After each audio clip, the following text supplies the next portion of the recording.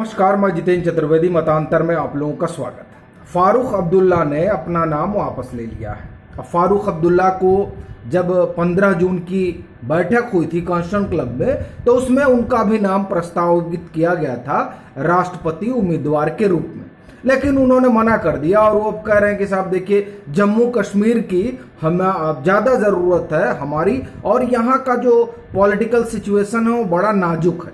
अब कैसे नाजुक है मालूम नहीं। वहाँ से तो धारा 370 हटा दी गई और केंद्र सरकार तमाम तरह के कामकाज वहाँ कर रही है, और संभवतः वहाँ आगे चुनाव भी होगा।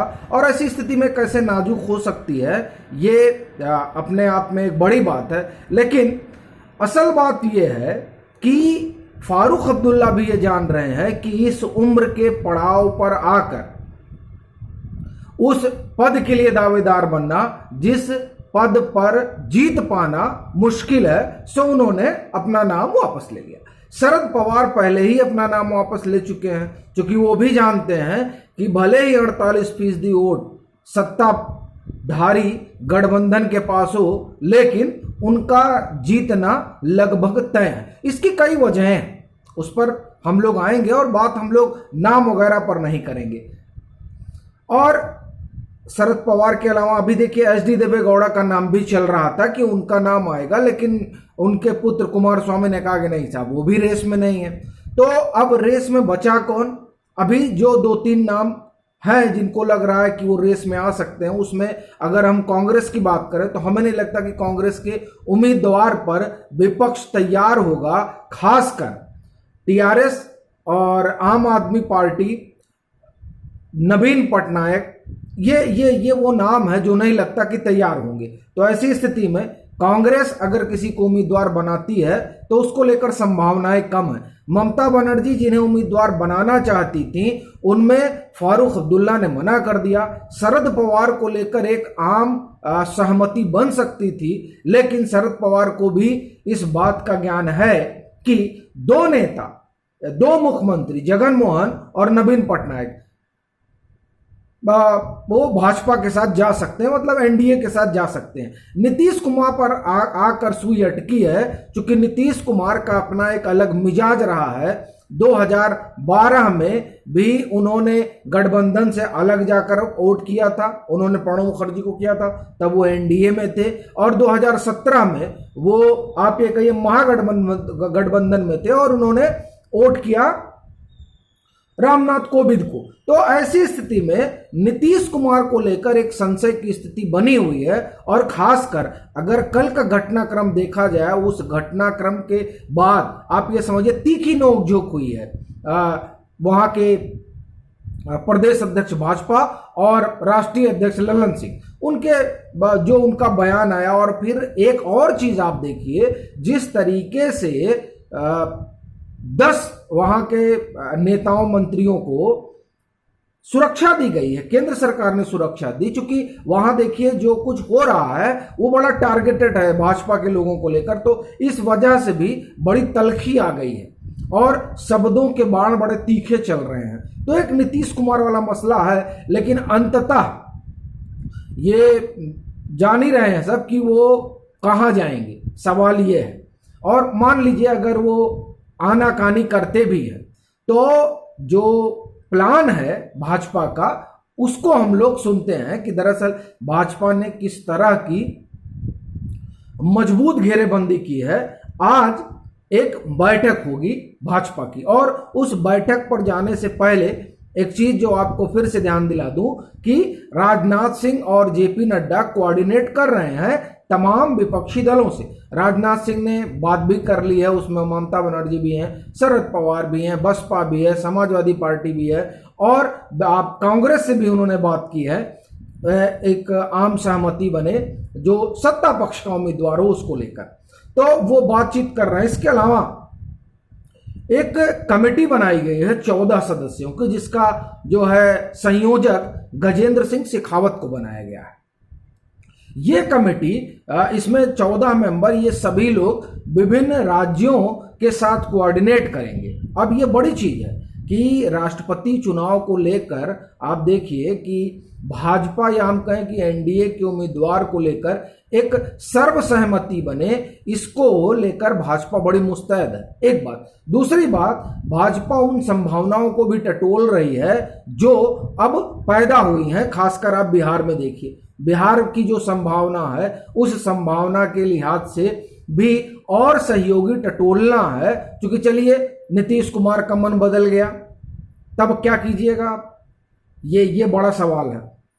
तो ऐसी स्थिति में विपक्ष के वो लोग जो भाजपा के साथ जा सकते हैं, उन संभावनाओं को ढूंढने के लिए एक तरफ तो राजनाथ सिंह और जेपी नड्डा लगे हुए हैं, लेकिन दूसरी तरफ एक ऐसी समिति भी बनाई गई जिसके सदस्य जो है, जिसमें कैबिनेट मंत्री हैं और वरिष्ठ जो है वो भाजपा के पदाधिकारी हैं, वो सब लोग तमाम राज्यों में कोऑर्डिनेट करना है ताकि राष्ट्रपति के चुनाव में भाजपा और या आप कहें कि एनडीए की जो दावेदारी है वो बहुत सशक्त हो। रही बात विपक्ष की, तो विपक्ष में जिस तरह की हलचल है और आप कहिए भगदड़ है, उससे एक चीज तो स्पष्ट है कि विपक्ष के जितने दिग्गज और कद्दावर नेता हैं वो इस बात को लेकर आश्वस्त हैं कि साहब अपना उम्मीदवार तो आने से रहा, मतलब अपना उम्मीदवार जीत नहीं पाएगा।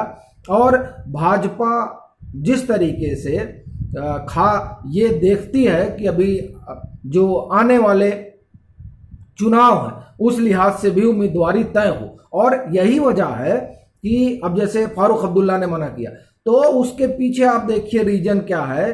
दरअसल आने वाले समय में लोकसभा के भी चुनाव है और जम्मू कश्मीर में भी चुनाव होंगे।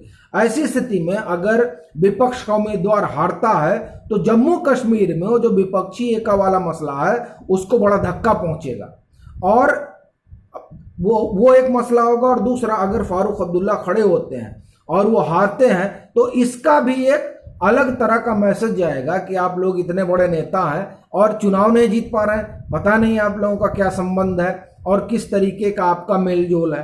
वैसे ममता बनर्जी ने नाम आगे बढ़ाया था, वो दरअसल एक आप ये समझिए कि मुस्लिम चेहरे के रूप में, और उनको लगा था कि ऐसा कोई चेहरा होगा तो परिस्थितियां एक अलग तरह की होंगी। और तमाम दल मतलब 51 कुछ फीसदी वोट है विपक्ष के पास, तो उनको लगा था ऐसी स्थिति में वो लोग जो इस बैठक में शामिल नहीं हुए हैं और सेकुलर वोट के लिए हाथ पैर मारते हैं, वो लोग भी समर्थन करेंगे। लेकिन जब उन लोगों के ना आना एक चीज, और दूसरा फारूक अब्दुल्ला के नाम को आगे रखने के बाद भी, चाहे टीआरएस हो चाहे आम आदमी पार्टी हो, सब सेकुलर वोट पर चलते हैं, लेकिन इनमें से किसी का भी उनके पक्ष में या आप कहिए विपक्ष में कोई हलचल हुई ही नहीं, कोई स्टेटमेंट आया ही नहीं। सो फारूक अब्दुल्ला समझ गए कि अब हमारा हट जाना ही बेहतर है। जबकि ममता बनर्जी ने एक बड़ा दाव चला था, और इसमें एक चीज ये भी निकल कर आती है कि ममता बनर्जी की लीडरशिप विपक्ष के एक बड़े हिस्से को ऐसा लगता है कि मंजूर नहीं है, इस वजह से भी उनके प्रस्तावित नाम पर आनाकानी हो रही है।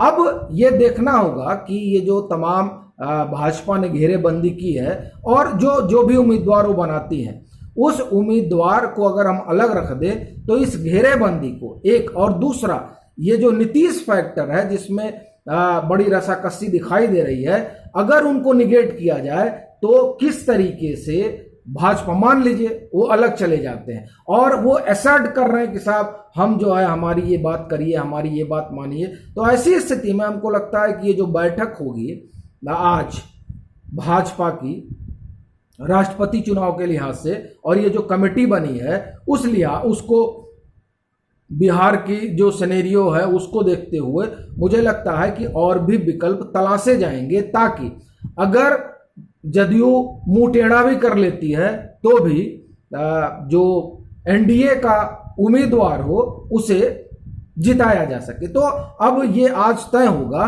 कि क्या रूपरेखा होगी, एक, और दूसरा उम्मीदवार कौन होगा। लेकिन एक बात तो तय है कि विपक्ष हड़बड़ाया हुआ है और उसको ये समझ में नहीं आ रहा है कि हम किसे खड़ा करें, तो हमारा सिक्का चले।